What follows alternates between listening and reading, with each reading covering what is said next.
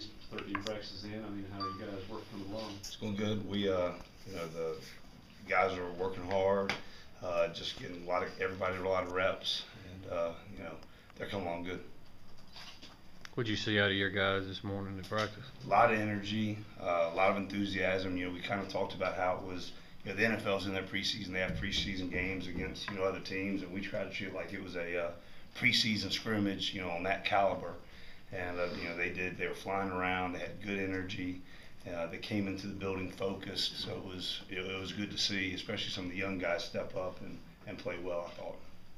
How's that first unit really kind of gelling together, especially in that live scrimmage action? I mean, that's a fluid question. First unit. So I would say there was 5 guys that played with the ones today. So it was good to see them. We've been rotating guys in and out with every group and every position actually. I think each kid, regardless of what year, what position, they've played every position this preseason. I think even today Matt Wells played about 3 different positions. Yeah. So it's good to see. You throw them around, you make them do different things, and just the learning that takes place, having to know the stresses that another position has on in each defense, and the way we teach things, we can move them very easily in and out of spots. So it's good to see them just move to a different spot and still play at a high level. Who were some of those 5 guys? I mean, Skinner, Matt Wells, Cam Lawrence, Bernard McKinney, Chris Hughes, if I didn't say him. I think Bo got some reps, so there might even be upwards of 6 that played, running with the ones in and out. Even Zach Jackson, I think he even got a snap or 2 with the one, so it might have been upwards of 7. So it was good. How was Chris Wilson was awesome. Chris Hughes, I mean, how's he been doing? I know last year he had a little bit of a step back early in the year, but this guy had so many expectations with him. Yeah, what are you looking forward to? He has been, he had a good spring. I wouldn't say he had a great spring. He had a good spring. But this preseason, he's been very impressive, very focused. He's always been one of the smartest, kids on the defense, smartest kids in the linebacker room. But the focus that he has right now is really impressive. Him and Matt Wells are really close friends, and Matt has kind of followed his lead as far as being focused, because Matt's highly talented. But last year, redshirt freshman, he looked like a baby deer out there playing at times, not really knowing everything that's going on. But as focused as Chris Hughes is, it's starting to rub off on Matt, and it's starting to rub off on, Christian Holmes, those kind of things. So I expect big things for Chris Hughes. Talk about, I mean, some of these guys get more attention than others, but Deontay's always been a low-key guy, but he don't want the spotlight, but he's so productive. I mean, just talk about his attitude. What a great kid. You sit in meetings, and he's dialed in. He's got his notebook out. He's taking notes constantly. It is so important to him. And Deontay Skinner is such a team guy. He puts everybody above himself, and which is a great quality to have in somebody that is so talented as he is.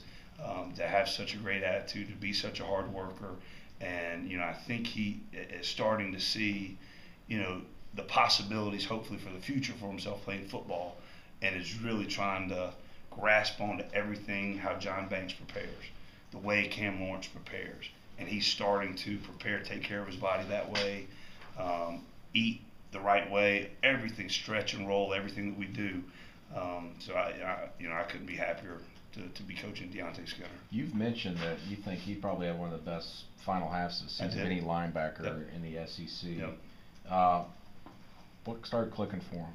It just, Deontay's one that when he gets a lot of reps at something, I mean, he becomes a master at it. And just the more reps we can get at each thing that we're asking him to do, the things that he can do, his God-given ability, 6'3", 240, probably runs 4'5", 4'6", and he's as strong as they come.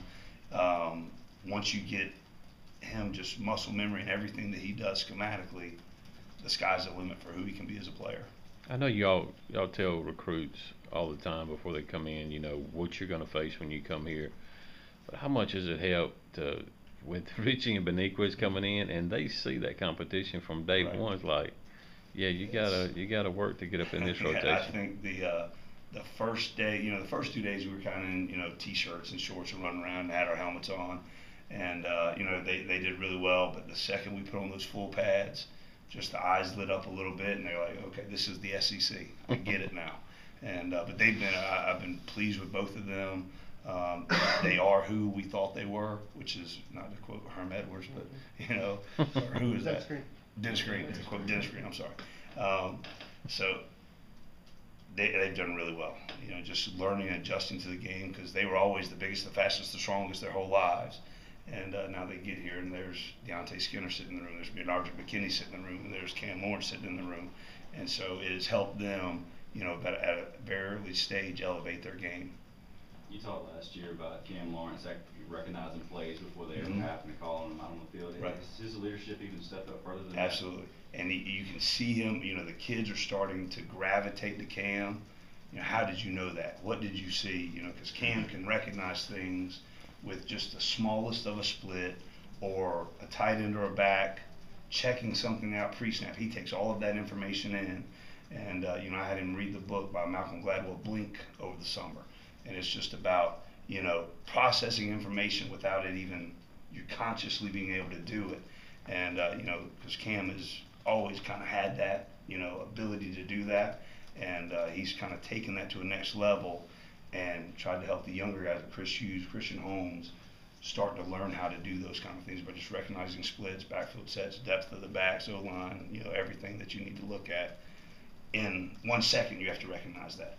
And Cam has the ability to do that, and he's kind of rubbing off on the other guys that way.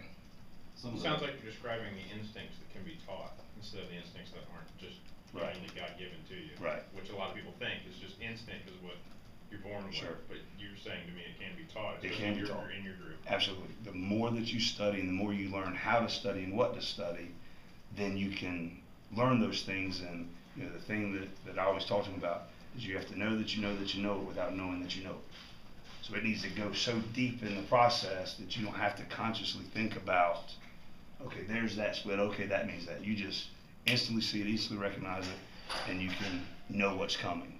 And it doesn't even happen on a conscious level at times. How much experimenting do you get to do? You got the big bodies like McKinney and Skinner, and you got a lot of smaller guys, Matt Willis, Chris Hughes, you got a lot of speed. You kind of have passing packages, these guys are run packages, and you can experiment with that a lot. Right, and we do that every day just to see what the best matchup is. So, you know, we run a lot of different personnel groupings on defense, so, you know, every day we just kind of mix and match just to see who's the best and who's the best at playing with who.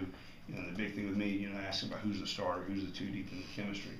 We just throw them all in there together at times just to see what the best, you know, the package is. But the neat thing about our room is the guys that are the speed guys, the what people might call the pass specialists, we've really gotten them to become much more physical. And then the guys that are the more physically, you know, physical guys like Deontay, Bernard, or Cam, you know, we're working on their pass coverage, and they've done a really nice job all preseason.